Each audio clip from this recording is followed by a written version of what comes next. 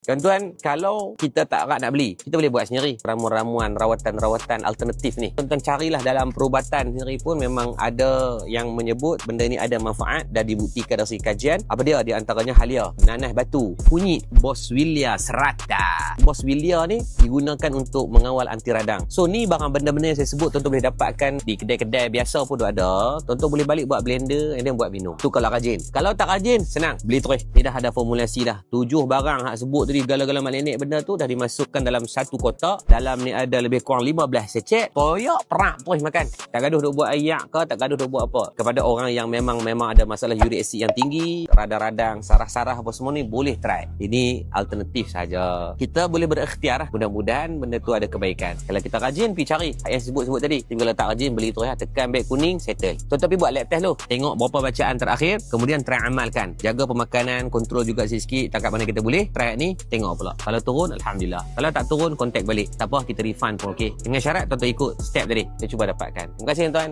Kencana. Buat kerja mudah ha.